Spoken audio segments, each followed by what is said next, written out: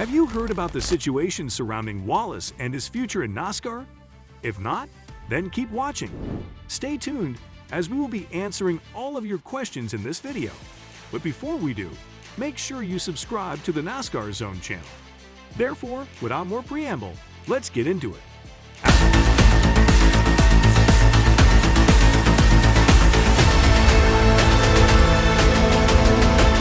After everything has calmed down, do you think the punishment given to Wallace was too severe or not severe enough?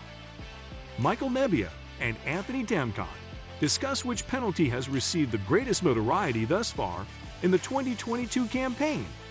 It needed to be stiffer for both drivers involved. It was disgusting behavior on the part of Bubba Wallace to attack Kyle Larson in Las Vegas. It was such a high level of violence that NASCAR officials had no choice but to impose significant punishments since the line had been crossed. But the governing body's punishment that they handed down to Wallace wasn't nearly as severe as it could have been. A suspension for just one race? So this is it. That amounts to no more than a verbal reprimand. You need to make it clear to not only the drivers, but also the teams that aggressive, retaliatory behavior, such as Wallace's move, should not, cannot not, and will not be permitted moving forward, either on the track or off of it. This message needs to be sent in a univocal manner. To begin, in addition to the suspension itself, a fine ought to have been levied on the offender. During the last decade, almost all of the significant incidents that occurred off the track were met with monetary penalties. How about the collision itself? How Wallace pursued Larson brought to mind one of the most serious on-track events that have occurred in recent times. In 2011, during the middle of a Camping World Truck Series race at Texas Motor Speedway, Kyle Busch was responsible for a wreck in which Ron Hornaday was involved. During that incident, Busch caused an accident that sent Hornaday's race into the caution zone for an entire half lap before spinning him out as close to full speed. The response from NASCAR was severe. After parking Busch for the night, they suspended him for the Cup race that would take place later that weekend. Due to his acts, Busch was also given a fine of $50,000. At the very least, Wallace ought to have been punished in the same manner as the other person. NASCAR has the opportunity to set an example not only with Wallace, but also with 2311 Racing.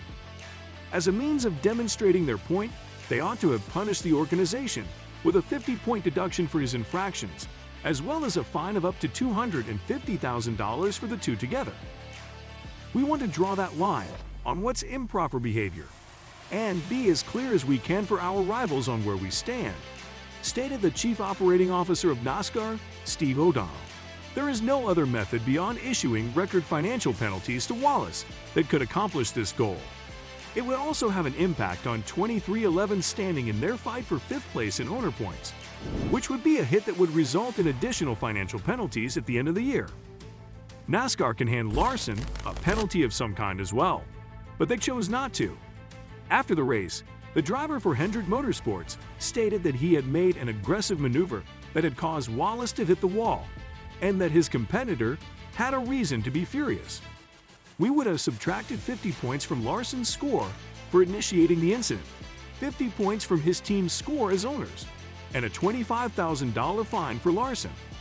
NASCAR had the opportunity to establish a brand new and perhaps hazardous precedent, but instead, they chose to just park Wallace. In addition to this, they failed to follow their historical norm by not calling both teams to the NASCAR hauler after the race. This was a major mistake on their part. The officials botched their handling of the matter in the heat of the moment, and the penalty, in its current form, does little to aid their case. Not too harsh, not too little, just right. When it came to this matter, NASCAR was faced with a challenging predicament. A driver just deliberately crashed another one, which resulted in the elimination of a driver who was competing in the playoffs, although, strictly speaking, the driver he eliminated is still in contention for an owner's championship. This was a call that NASCAR got right. It doesn't matter what the general public thinks. They made the right choice when they decided to suspend Bubba Wallace for just one race. According to statements made by Kyle Larson to NBC Sports, his on-track punishment from Wallace did not match the offense, given the growth in safety concerns and the increasing number of drivers who are speaking out about those safety concerns. Retaliation in the form of either Wallace doing the identical move on Larson in turns 1 and 2, or simply pushing him too hard into turn 1 would have been an appropriate response from Wallace. Not to mention the fact that NASCAR is required to take action if an accident involving 2 drivers results in the death of an innocent bystander, as was the case with Christopher Bell in this particular incident. There are a lot of individuals screaming for help. However, we do not think that William Byron should not have received the same sentence. At Texas Motor Speedway, Byron's method of showing his discontent with Denny Hamlin was to simply spin the number 11 car as the yellow flag was being displayed. Byron has stated that the collision was not deliberate on his part. The race was still completed by both drivers despite the earlier mishap. On the other side, Wallace purposefully collided with Larson when he was traveling at full speed on one of the quickest courses on the NASCAR circuit.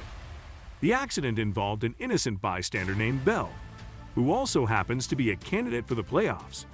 Because of the damage, none of the 3 vehicles could move forward. The fact that there are multiple safety implications at play here explains why each motorist will face a different set of consequences.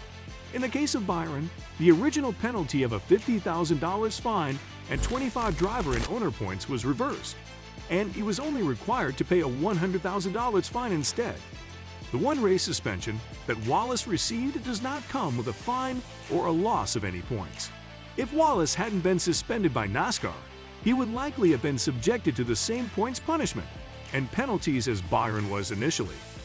On the other hand, if Byron had turned Hamlin into the wall and wrecked the number 11, he would have received a suspension rather than a fine or a points punishment for his actions. In addition to that, Wallace's punishment for 1 race should be reduced to just that, 1 race, because Larson and Wallace have never had any openly hostile feelings toward one another in the course of their careers. The mishap that took place on Sunday was not the result of pent-up frustration from earlier competitions. The majority of multi-race suspensions are the consequence of built-up tensions that explode into physical altercations, like the dispute between Matt Kenseth and Joey Logano in 2015, which resulted in Kenseth being suspended for 2 races. Given that Wallace is one of the most divisive figures in NASCAR, fans might argue that he should have been banned from additional events, or even the rest of the season, or that he should have received a fine or a points loss in addition to his suspension. But people are going to recognize that in the long run, a simple 1 race penalty was the appropriate choice for NASCAR to make. This is something that people are going to discover upon more contemplation. On that note, we must adjourn here. If you have any questions on this topic, please share them in the comment section given below. Also, don't forget to subscribe to our YouTube channel for more amazing videos.